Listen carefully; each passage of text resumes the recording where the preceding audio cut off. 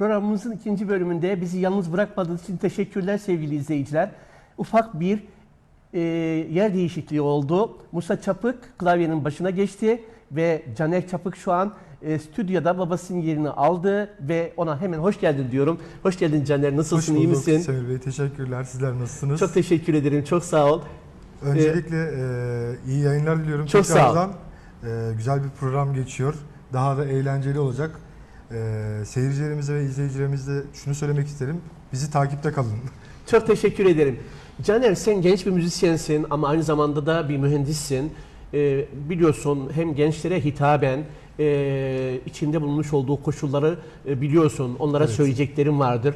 Müzisyen arkadaşlarımızın ve sanatçı arkadaşlarımızın içinde bulunduğu koşulları biliyorsun. Onlarla ilgili söyleyeceklerim var. Bir de aynı zamanda yorumcu, türkü dostu bir insansın. Türkülerle ilgili mesajların olacak.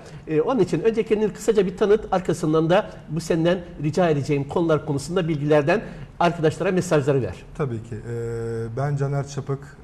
34 yaşına girdim. Hatta bugün doğum günüm. Öyle mi? 34'ünden gün aldım. Nice sağlıklı, mutlu, sanat dolu ve pandeminin olmadığı, hastalıkların, afetlerin, savaşların olmadığı bir dünyada bundan sonraki hayatında hep birlikte beraber yaşamak dileğiyle. Tabii ki temennimiz bu. Aslında pandemi sürecinden şahsım adına daha çok bahsetmek istemiyorum daha fazla. Çünkü gerçekten bütün Mersin için, tabii Türkiye ve dünyanın bütün her yerinde böyle ama Mersin'de olduğumuz için söyleyeyim. Mersin'deki bütün müzisyenler, genci yaşlısı hepsi bunun büyük sıkıntılarını yaşadılar ister istemez. Şöyle söyleyeyim, tabii ilk bölümde babam da söyledi. Bütün müzisyenler gerçekten enstrümanını sattı. En son rakamlar, oraya da bir düzeltme yapmak istiyorum. 102 dedi babam ama bu 200'ün üstünü geçti ne yazık ki. İntihar eden müzisyenler açısından. Zor. İşte döviz kurudur, yükselmektir. Ya insanlar enstrümanlarını satıyorlar. Bakın ekmek parası diyeyim, ekmek teknelerini satıyorlar. Yani çok şükür bu hale gelmedim ama empati kurmaya çalışıyorum. Yani gitarımı satsam veya da herhangi bir ekipmanımı satsam yani çocuğumu satmış gibi üzülürüm. Evet. Ne yalan söyleyeyim. O yüzden biz Toros Üniversitesi olarak da Feysi Hocam, babamla biraz bahsettiler gerçi ama öncelikle kurucu mütevelli heyet başkanımız Ali Özveren'e, Sayın Ali Hocamıza, Yusuf Sertaç Özveren'e, Genel Sekreterimiz Reşit Serhat Aşkın'a ve Rektör Hocamız Profesör Doktor Ömer Araöz'e de çok teşekkür ederiz. Biz bu süreçte üniversite olarak ne yapabiliriz dedik. Mersin'deki müzisyenler için bir proje geliştirdik hep birlikte. Dedik ki bir sosyal platform oluşturalım. Konferans salonumuz var, sahnemiz var, ekipmanlarımız var. Sağ olsun üniversitemiz her türlü desteği verdi bize. Müzisyenleri davet edelim. En azından çünkü bakın stüdyolar kapalı, müzik mağazaları kapalı, sahneler kapalı, mekanlar kapalı. İnsanlar hiçbir şey yapamıyorlar. Ve ister istemez paslanıyorlar da, bizler de dahil olmak üzere. Çünkü evde kendi çapımızda bir yere kadar istediğimiz kadar prova yapalım. O hazzı alamıyorsunuz. Sahnedeki hazzı veyahut da dışarıdaki hazzı. Böyle bir sosyal platform oluşturduk. Toros Akustik diye. Çok da güzel tepkiler alıyoruz. İzlenmelerimiz çok iyi gidiyor. Sağ olsunlar Mersin'deki müzisyen arkadaşlarımız da, abilerimiz, küçüklerimiz, kardeşlerimiz hepsi katılım gösteriyorlar. Destek veriyorlar. Tabii bir kapanma süreci yaşadık yakın bir zamanda. Bu biraz bizi yayın anlamında geriye götürdü ama kısmetse devam edeceğiz bu süreçten sonra, bu haftadan sonra diyeyim. Çok teşekkür ederim Caner. Çok sağ ol.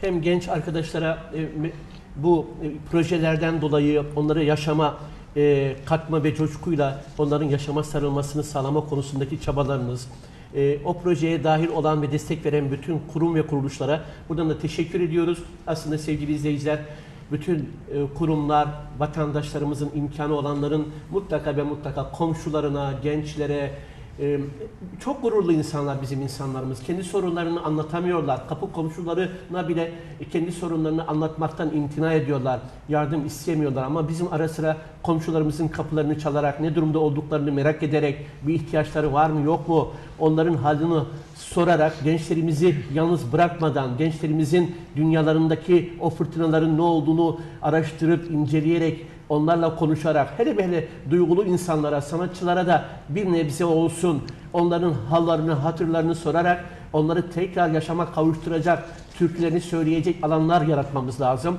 Şu an biz de bunu yapıyoruz ve katılımcı arkadaşlarımıza da bu katılımlarından dolayı teşekkür ediyorum. Yine mesajlarıyla bize destek veren, mesaj yollayan sanatçı arkadaşlarımız var. Bu programdan dolayı gerçekten bize coşku veriyorlar. Biz de onların bu coşkularına karşılık vermek için elimizden geleni yapacağız diyorum. Onun için türkülerle de her zaman olduğu gibi çare arayacağız ve türkülerle devam edeceğiz. Şu anki türkümüz Atma Beni Ellere ve Fesih Şen güzel sesiyle, yorumuyla sizlerle beraber. Üstadım ben ona başlamadan önce Tabii. şunu arz etmek istiyorum. Tabii, buyurun. Az evvel Caner'in bahsetti. Tabii Toros Üniversitesi bir ferdi olarak başımızda çok değerli bir Ali Özveren Evet. kurucu başkanımız var. Ve bize şimdi bu televizyon yani Toros Uni TV televizyonunu sağlayan şimdi şu anki mütevelliyet başkanımız Sertaç Özveren'e ve rektörümüze aynı zamanda da benim idari amirim olan genel sekreterim Sayın Reşit Aşkın'a son derece sonsuz teşekkürlerimi ve şükranlarımı sunuyorum. Çünkü Mersin'imiz için gereken bir şeydi. Hele bir üniversite bünyesinde böyle bir televizyonun olması.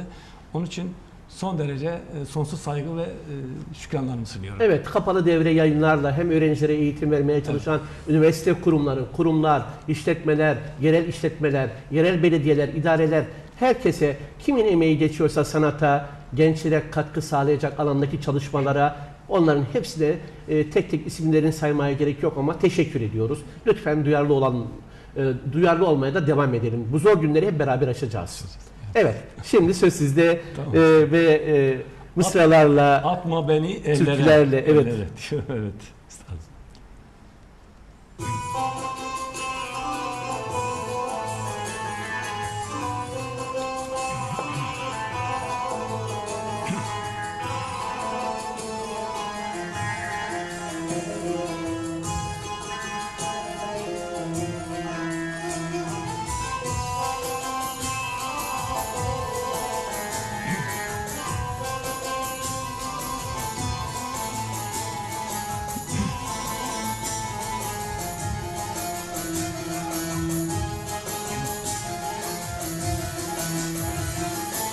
Atma beni ellere, ellere, ellere. Atma beni ellere, ellere, ellere. Salma beni dillere, dillere, dillere. Salma beni dillere, dillere, dillere. Ben canımı veririm güzelim şirinim. Ben canımı veririm güzelim şirinim. Vermem seni ellere, ellere, ellere. Vermem seni ellere, ellere, ellere.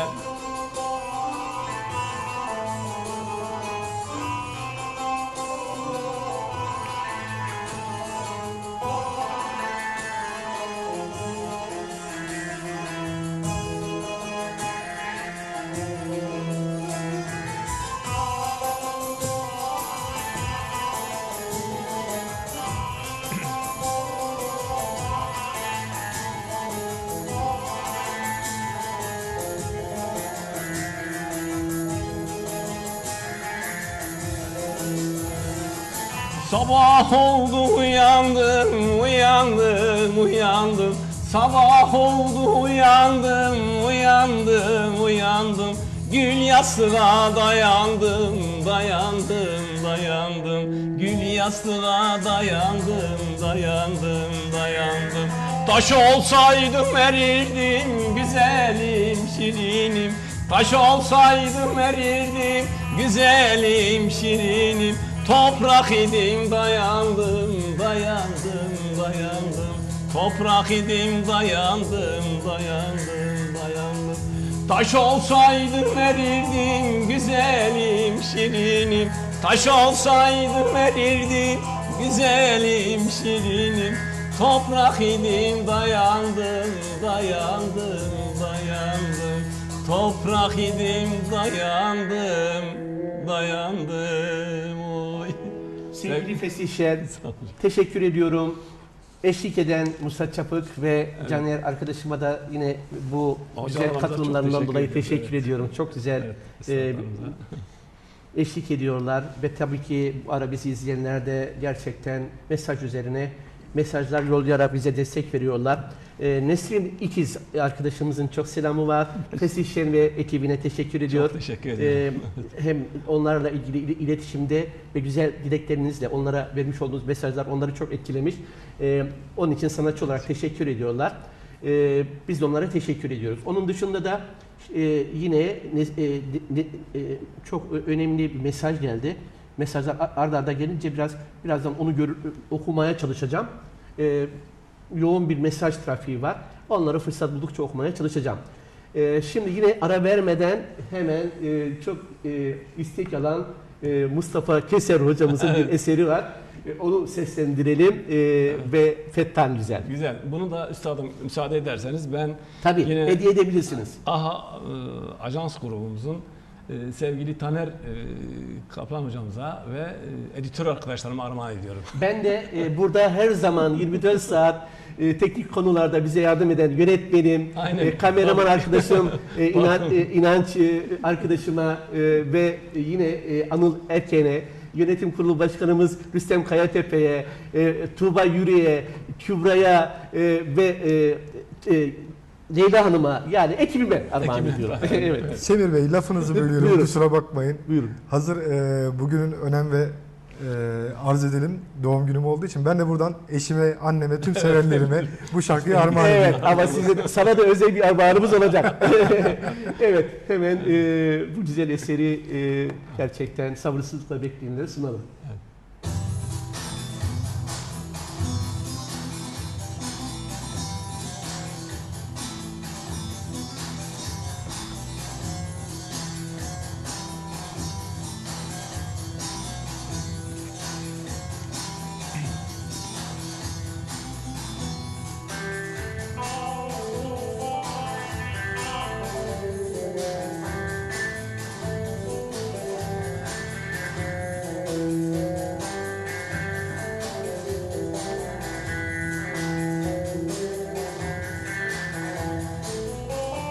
Dağlar ağardı kardan, haber gelmedi yardan. Dağlar ağardı kardan, haber gelmedi yardan. Ya gel ya mektup gönder, kurtar beni bu dardan. Gözleri fettan güzel. Ya gel ya mektup gönder, kurtar beni bu dardan. Gözleri fettan güzel. Gözleri fettan güzel, derde dert katan güzel. Elinden nere gidem, bize şer satan güzel. Gözleri fethan güzel, derde dert katan güzel. Elinden nere gidem, bize şer satan güzel.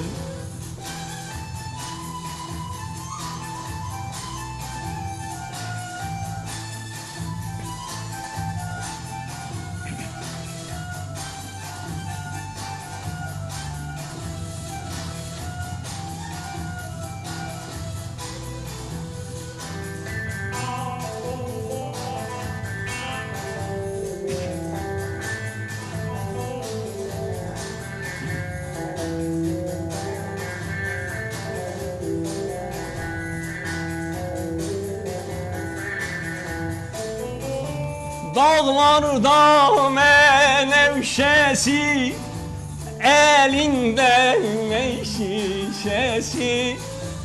Dağlarda menevşesi, elinde şişesi. Sensiz nece olur halim, Sensin gönlüm nevşesi, gözleri fethan güzel. Sensiz nece olur halim, sensin derdim dermanı, gözleri fethan güzel. Gözleri fethan güzel, derde dert katan güzel. Elinden nere gidem, bize şer satan güzel. Gözleri fethan güzel, derde dert katan güzel. Elinden nere gidem, bize şer satan güzel. Sağ olun üstadım. Kesin hocam, bu alkışları aslında elimden gelse olun, estağfurullah. kolonlayarak, çoğaltarak coşkuya dönüştürmek isterim. Çünkü bizi alkışlayan, sizi alkışlayan çok izleyicimiz var. Saadet Koşar, başarılar diliyor. Sağ olsun. Çok güzel bir program olduğunu söylüyor. Sizlere selam yolluyor. Sağ olsun. Nurcan Kızılarslan var. O da sizlere selam yolluyor. Yeri geldikçe okuyacağım. Evet, hiç aslında ara vermeyeceğiz ama tabii ki Caner'in günümüzde biliyorsunuz en çok, ama 19 Mayıs'tan hemen sonra bizim geleceğimiz olan gençlerimize biliyorsunuz birçok sorunlar yaşıyorlar. Bir taraftan uzaktan eğitim, bir taraftan evde eğitim, okullarından uzakta olanlar. Bir sorun var. Bu sorunları çözmek anlamında hem genç olarak hem onlarla sürekli iç içe olan birisi olarak mesajını almak istiyorum bu zor günlerde. Aslında şu anda biliyorsunuz Z kuşağı denilen bir kavram var. Evet. Yani her ne kadar ben Z kuşağı olmasam da empati kurmaya çalışıyorum. Her dönemin öğrenciler için öğrencilikte bir farklı sıkıntıları, dertleri olmuştur. Hatta biraz trajikomik bir durum da var. Yani biz de dahil, hatta şu anki kuşak da dahil, ya okullar hani bir süre kapansa da kafamızı dinlesek, tatil olsak falan derdinde genellikle bu tür bir kafa yapısında oluyorlardı ama artık ondan bile yeni kuşak bile bıkmış durumda. Çünkü hem ders hem sosyalleşme açısından insanların bir arada olması lazım. Birbiriyle yüz yüze irtibata geçmesi lazım. Yani yaşamın içerisinde insan psikolojik olarak da duygularıyla yaşar.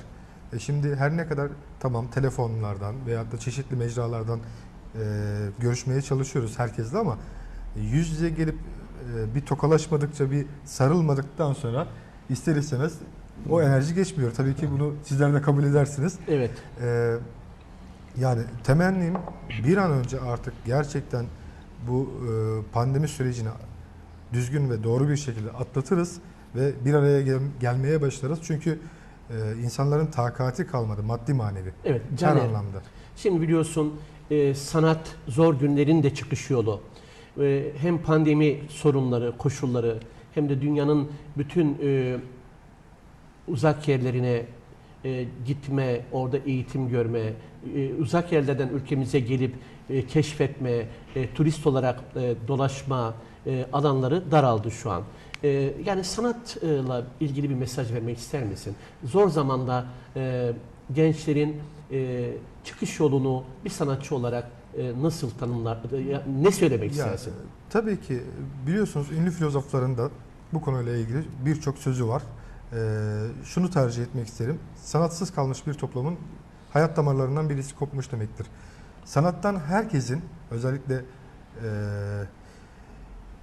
bunalıma giren diyeyim, üstüne basmak istemiyorum ama üzüntü içerisinde olduğum için hicaplayarak intihar eden müzisyenler de dahil. Yani o psikolojiye tabii ki düşmemek lazım ister istemez. Çünkü sanatın herhangi bir dalı, hangi dalı olursa olsun biz üreten insanlarız. Belli başlı duyguları normal insanlar demek istemiyorum ama inanın daha fazla yaşıyoruz. Çok haklısın. Yani sevincimiz de öyle, mutluluğumuz da öyle, hüznümüz de öyle, acımız da öyle. Bakın çok basit bir örnek vermek istiyorum. Ailece yaşadığımız bir durumda. Dedemin vefat ettiği gün biz güler yüzlü bir şekilde sahnedeydik, düğün çalıyorduk. Sanatçının Yani kaderi. Tabii ki aynen ama bunu yansıtmak zorundayız. Hani içi sizi dışı bizi ya da dışı sizi içi bizi yakar dediğimiz mesele. Güler yüzle karşılıyoruz. Siz birinci bölümde bir cümle kurmuştunuz. Hani sanatçılarla ilgili hani dışarıdan çok güzel görünüyor bazı şeyler. Hani ekmek elden su gölden asla değil. Ne duygusal olarak ne maddi olarak. Her şeyin bir disiplini vardır. Üzüldüğüm noktada zaten bu. Onlarca yıl veriyorsunuz. Belli bir disiplin içerisinde. Ömrünüzden birçok süreyi harcıyorsunuz. Ondan sonra bazı şeyler olmayabilir. Hani insanlar buna kader der, mukadderat der veyahut da şans der.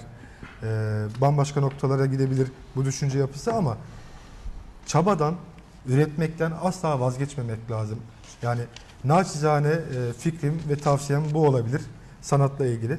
Bu dediğim gibi ressam için de geçerli, tiyatrocu için de geçerli, müzisyen için de geçerli, sanatın her dalı için, yazar için, şair için yani vazgeçmemek lazım. Çünkü gelecek nesillere bırakabileceğimiz bizden sonraki söz uçar, yazı kalır diyoruz, eser kalır.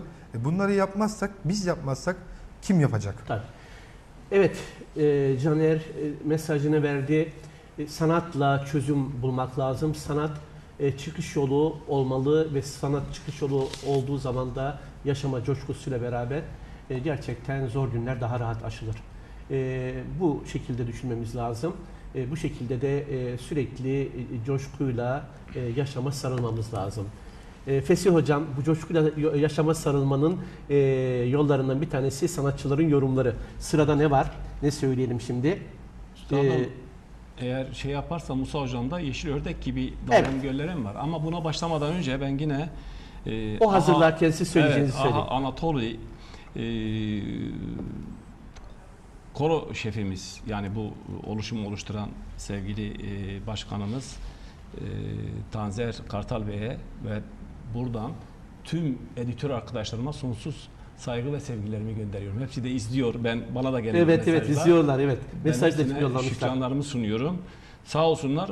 Bu bölgeden şimdi bir editör olarak seçildim ben üstadım. Evet. Yani biz işte buradaki çalışan koroların gözü kulağı olacağız. Yani onların çalışmalarını. Bizim de sizi gözlemlemeye devam edeceğimizden haberiniz olsun. Sağ olun. Siz ne kadar çok genç yetiştirirseniz, ne kadar çok korolarla sanata hizmet ederseniz biz de size her zaman kapılarımızı açacağız. Sağ olun. Çok teşekkür ederim. Ben de burada elimden geldiğince şimdi Mersin, Antalya, Akdeniz bölgesi editörü olarak bütün buradan işte Antalya, Burdur, efendime söyleyeyim Konya, buradaki koroların çalışması. Tabii şimdi pandemi var. Pandemiden dolayı pek bir şey yapamıyoruz. Mevcut eski videoları yayınlıyoruz. Burada da Mersin'de de çok değerli korolarımız var. Yani şimdi ben onların zaman zaman yayınlanmasına işte ön ayak oluyorum, yayınlıyorum. Tabii ben bir de özgeçmişim var, bir de İçe Sanat bizim yani buradaki Çınar Kültür Sanat Derneği şeyimiz var. Bunun da koro şefimiz Ali Parlak'tır. Ali Parlak da aynı zamanda Kültür ve Turizm Bakanlığı Mersin Devlet Klasik Türk Müziği Korosu sanatçısı. Yani tabii buradaki diğer korolarımızda da var. Ben zaman zaman paylaşıyorum. Şeflerimiz hepsi benim için hepsi aynı değerdedir. Ama Ali Parlak hocama ve Çınar Kültür Sanat Derneği şimdi bizi izliyor. Bana geldiği mesaj, onlara hepsine saygı ve sevgilerimi gönderiyorum. Teşekkür ederim Fesih Hocam. Biz de onlara bu selam ve saygıları ek olarak da güzel bir türküyle yine hemen selamlarımıza ek olarak güzel bir türküyle bir merhaba demeye devam edelim. Evet.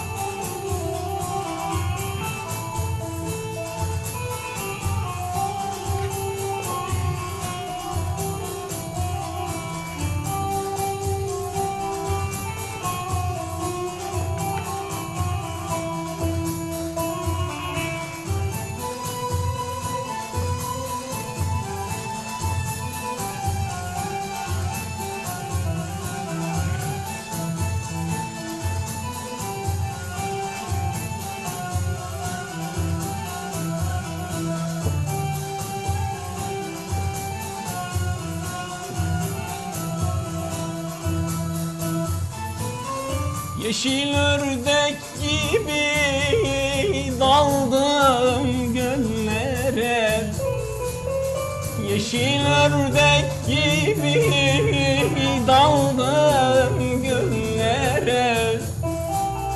Sen düşürdün beni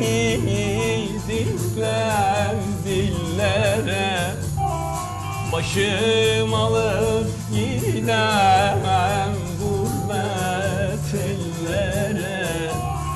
Ne sen beni unut, ne de ben seni. Başım alıp gidemem gurbet ellere. Ne sen beni unut, ne de ben seni. Ne sen beni unut, ne de ben seni.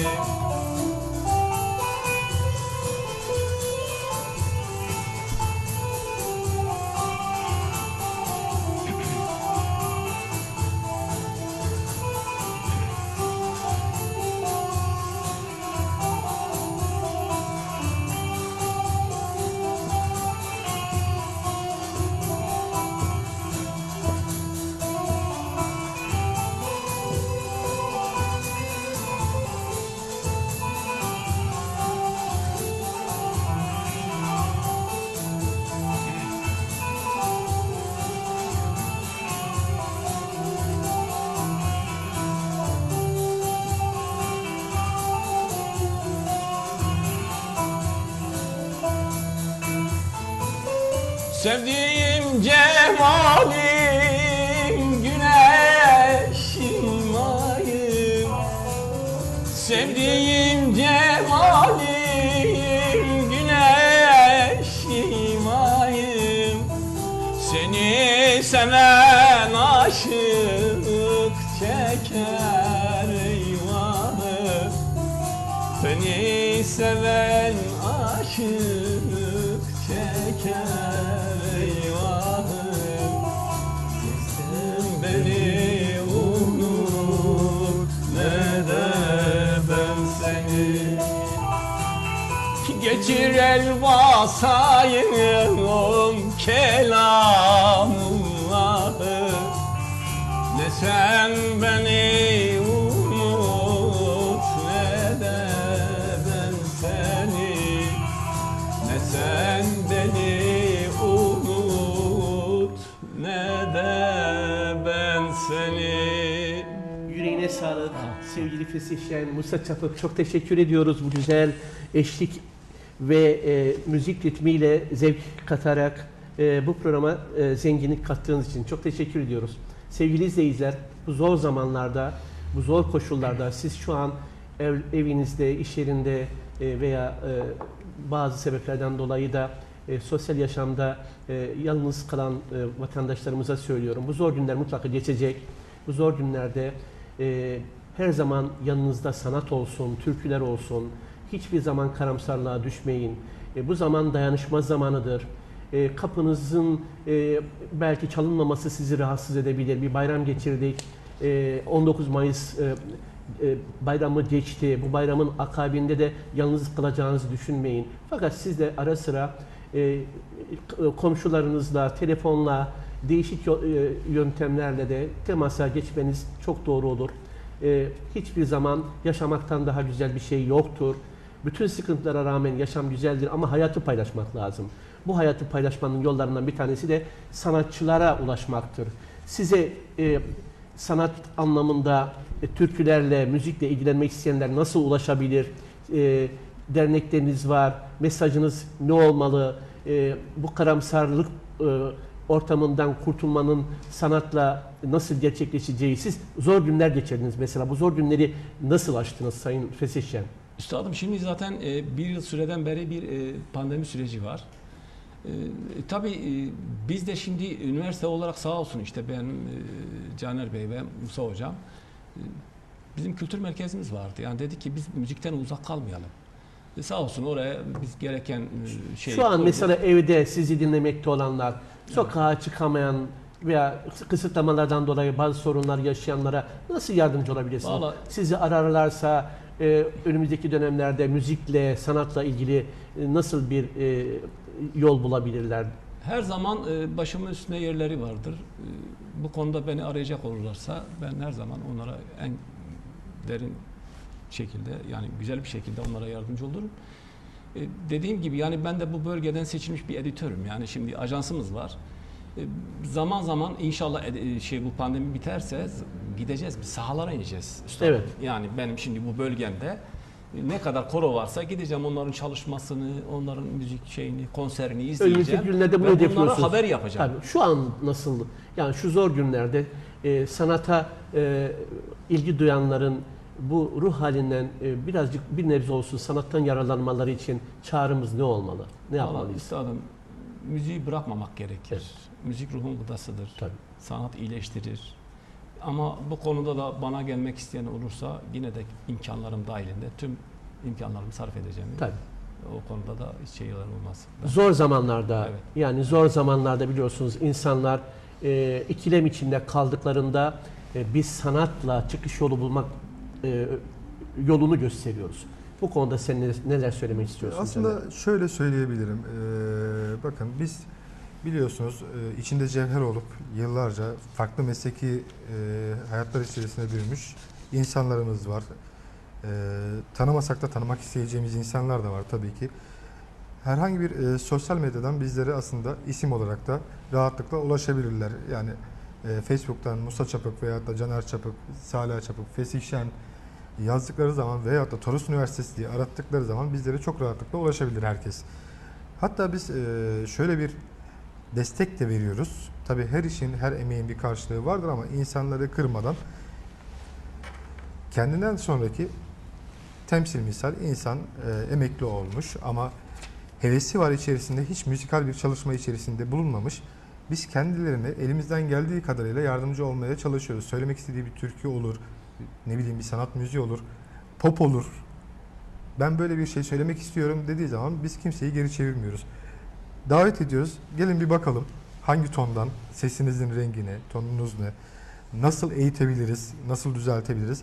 Hani sizden sonraki nesillerinize, eşinize, çocuğunuza, torunlarınıza bir armağanınız olsun. Çünkü hiçbirimiz dediğim gibi ölümsüz değiliz.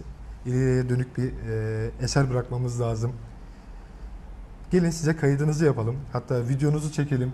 İşte kendi YouTube kanallarımızda yayınlayalım. Size de bir hatıra olur. Eşinizle, dostunuzla yapabilirsiniz ki bunun için ücret de talep etmiyoruz. Buyurun gelin diyoruz. Gelenlere kapımız açık. Tabii insanlar piyasada diyeyim bu konularda çok aslında İstismar ediyorlar çoğu kez. ciddi anlamda yüksek meblağlar dönüyor. Tabii her şey ekipmanla ilgili. Ticari olarak da sonuçta bizim de hani çok üst seviye segment Ankara'daki, İstanbul'daki gibi bir ekipmanımız var diye iddiada bulunmuyoruz ama elimizden geldiği kadarıyla yapmaya çalışıyoruz. En güzelini, en iyisini vermeye çalışıyoruz. Hani evinde olanlara, hevesli olanlara, imkanı olmayanlara söyleyebileceğimiz, bize rahatlıkla ulaşabilirsiniz. Elimizden geldiğince sizlere yardımcı olacağımıza emin olun. Sevgili izleyiciler, sevgili gençler, sanat gerçekten hem insanın yaşamını zenginleştiren, hem yaşama coşkusu veren, hem de üretime yöneltildiği takdirde gelecek nesile de eserler bırakmanızı sağlayacak bir alan. Sanatçılar özellikle karamsarlığa düşmeyin. Biz bazen bir deliği, bazen bir iş adamını, bazen bir katili canlandıracak kadar ustasınız. Bu günlerde, bu zor günlerde intihar etmek ne demek? Tam tersine siz bugünlerde güçlü insan rolünü oynayın, kendiniz için oynayın, ayakta kalın. Bir sanatçıya bu yakışır. Hiçbir zaman teslim olmak yok diyorum. Gençler, siz de güçlü olan sanatçıların her zaman yanında bir manifestosu, bir ajandası, bir geçmişi, bir yaşam öyküsü vardır. Onları okuyun, o öykülerden yararlanın ve o öykülerden esinlenerek sanatla birlikte yol almaya, bilim alanında da yol almaya devam edin diyorum. Ve şimdi yine usta yorumcumuzdan iki eserimiz kaldı Sayın Ustacığım. Evet. Bir tanesi Tamburam Rebab oldu. Onu çalalım. Sevgili müzisyen arkadaşımız hemen onu hazırlarken, ikincisi çok ama çok talep edilen bir türkü Suzan Suzi. Evet, olur. Üstadım.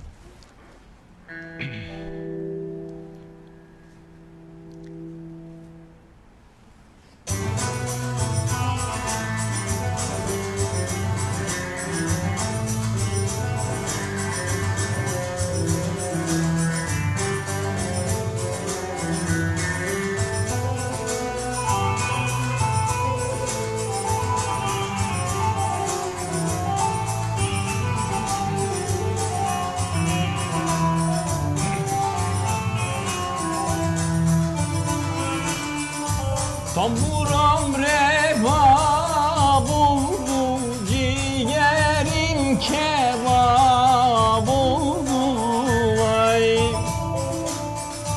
Tamburam reva buldu, ciğerim kebap oldu vay. İstedim vermediler, bir zalim sebep oldu. Aman aman aman aman aman aman aman aman, ben sana hayran. Aman aman aman aman aman aman aman aman, ben size kurban.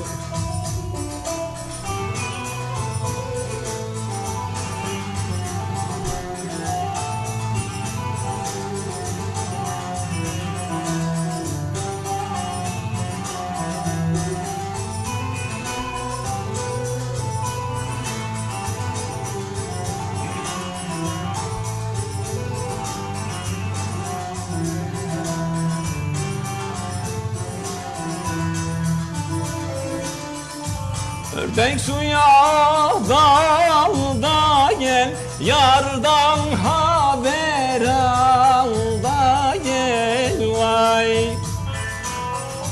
Eğer yarim gelmezse tut kolumdan al da gel. Aman aman aman aman aman aman aman aman, yar siye hayran.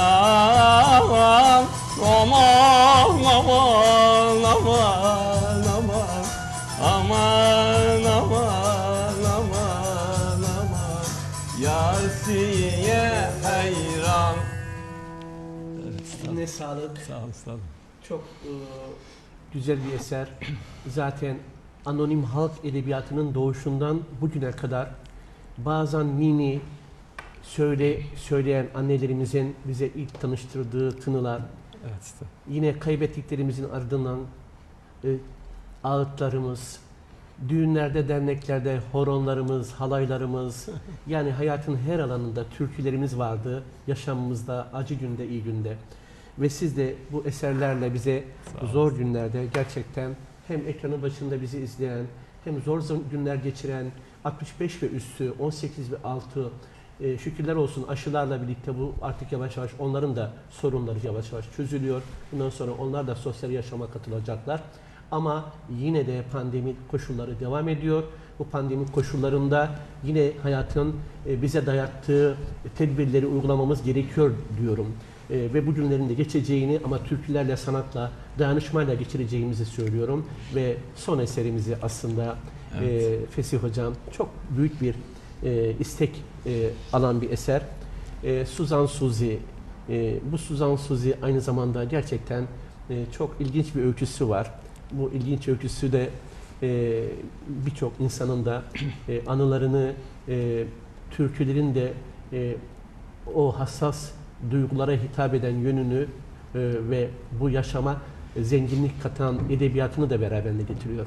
Evet. Merak edenler bunu izleyebilir ve Suzan Suzi ile programımızın son eseri olsun. Çok teşekkür ediyoruz.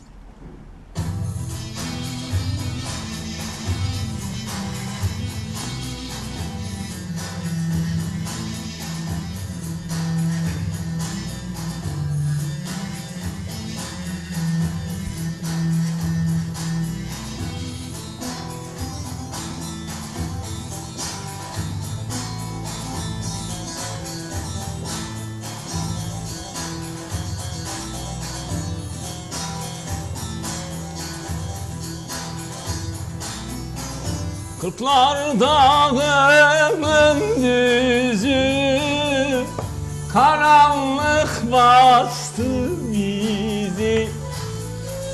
Kırklar dağının düzü, karanlık bastı bizi. Kör olasan Suzan, Suzi, Suzan, Suzi, Suzan, Suzi. Ziyaret çarptım yüzüm. Kör olasan Suzan, Suzi, Suzan, Suzi, Suzan, Suzi. Ziyaret çarptı bizim.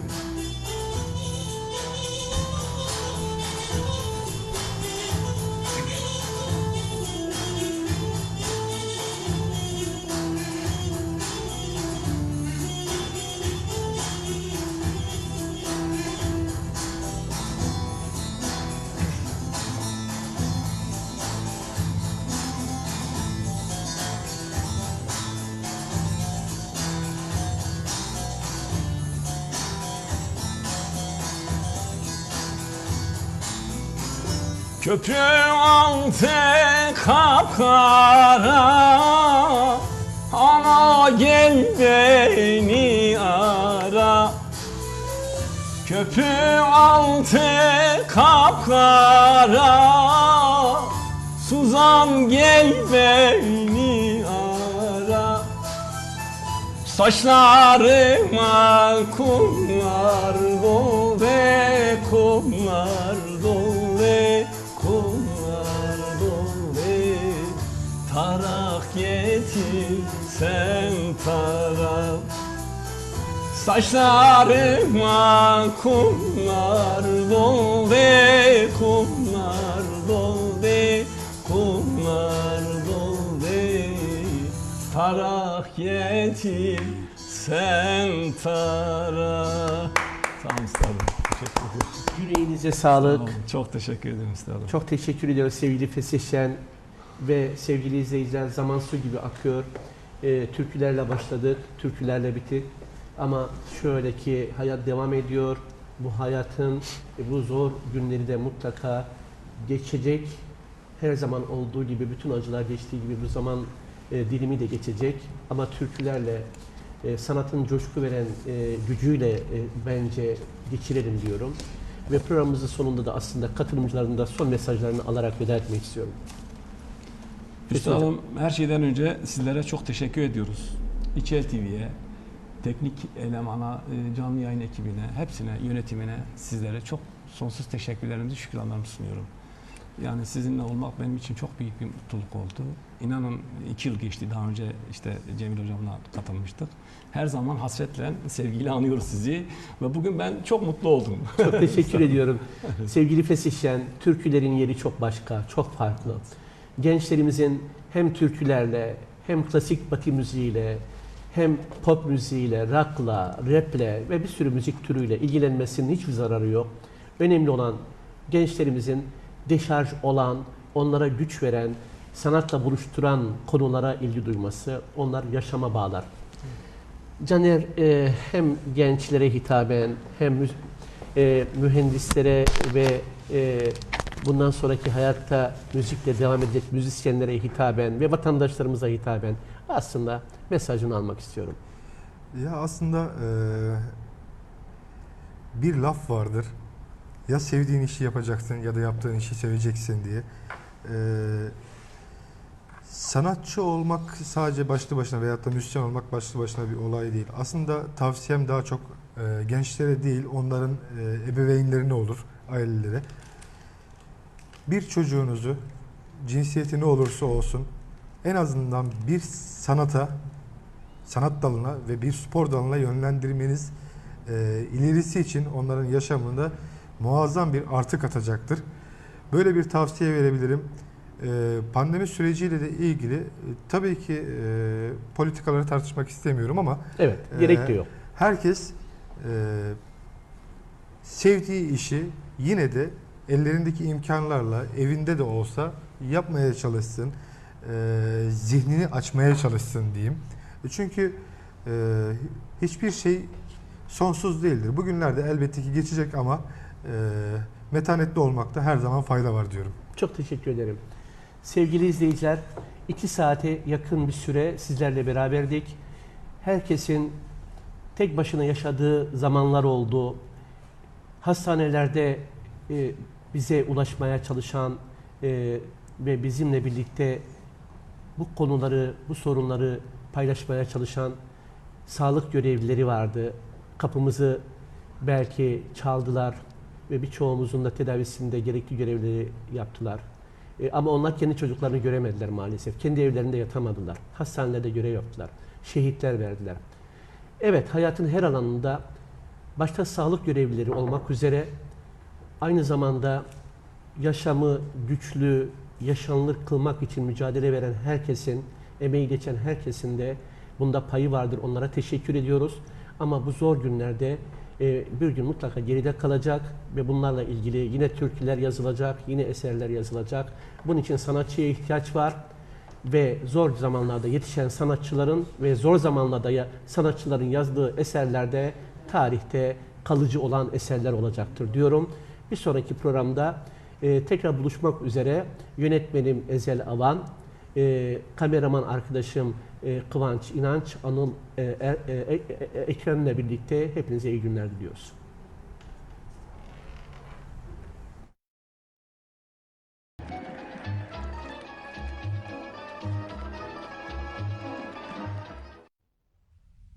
Su vatandır.